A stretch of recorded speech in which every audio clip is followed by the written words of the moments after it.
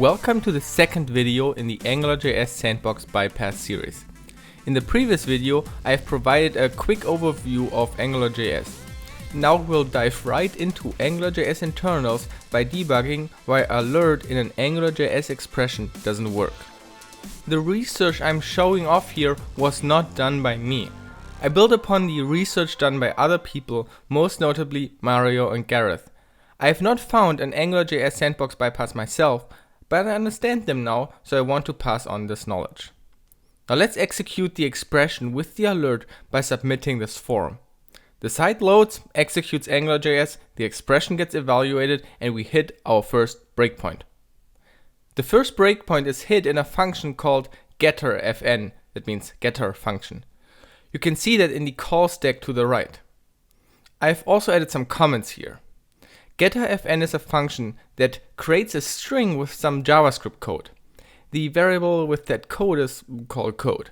And because we hit a breakpoint, we are currently in that context. So we can access this variable code in the console and look at what it contains. You can also see that it somehow includes the alert that we used in the expression. It looks like this code checks if alert is a property of S or K and tries to get that property from S or K. And right below the breakpoint, you can see a call to the function constructor. The constructor is called with S and K, meaning those are the variables that should be known inside of the function. And third parameter is finally the JavaScript code as string. So this function constructor is fancy JavaScript stuff. That creates now a function with two parameters S and K with the code that was created as a string. And that function could then be actually be called. So that function contains some dynamically generated JavaScript code trying to get the property alert of S or K. Let's quickly make an example what getting the property means in JavaScript. So here's a simple object A with two properties B and C. You can now check that A has the property B, but not the property F. And you can access the property's value with .b or in brackets. That's the same. Also, the object A automatically has the function toString.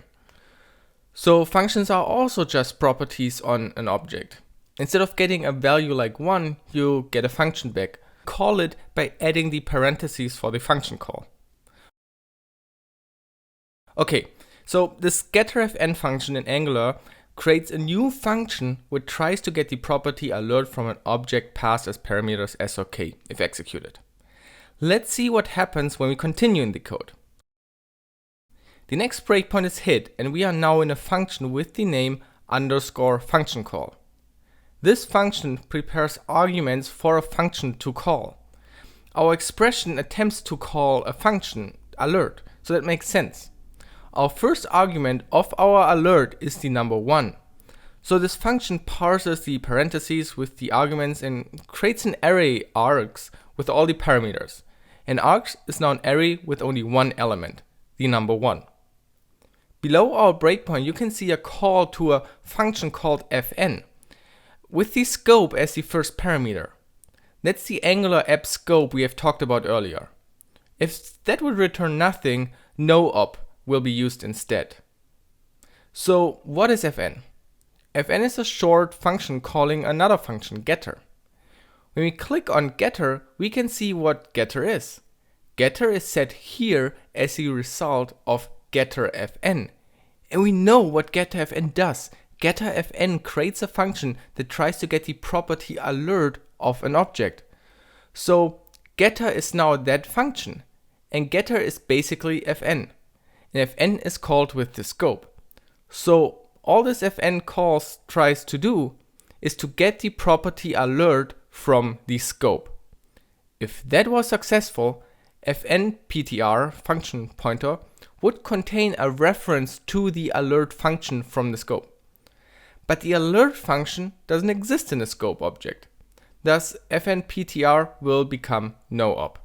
And no-op is just an empty function doing nothing. And this is why the alert one fails, because the scope has no function alert defined. Okay, now we understand AngularJS expressions better.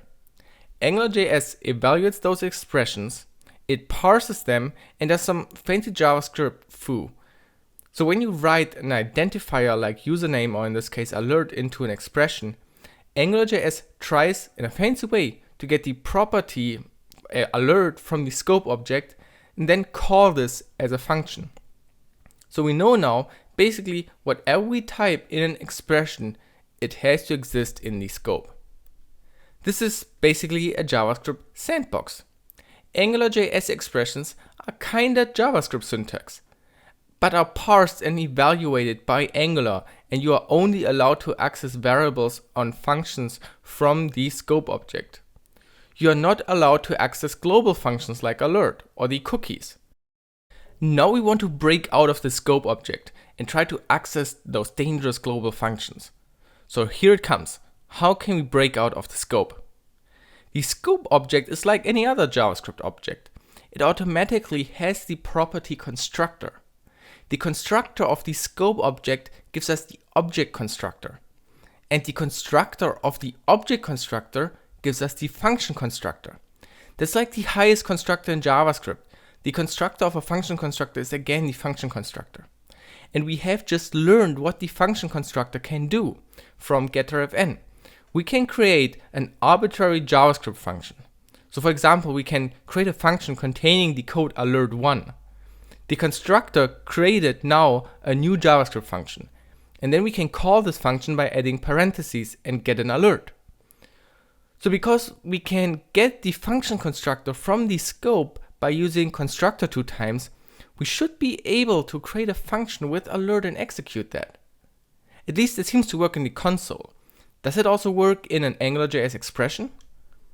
To put it into an Angular expression, we simply have to remove the scope in the beginning, because each expression gets already evaluated against the scope. So let's put that in there and try it. So the first breakpoint is again the getterFn function. And when we look at the dynamic code that got generated, this time we see it attempts to get the constructor of s. So that seems to work. This means it will then later try to get the property constructor of the scope, which obviously does exist, and that looks good. And if we let the code just run, we get the alert. Awesome. In the next part of the series, we will have a look at a more advanced and more recent bypass for AngularJS version 1.47.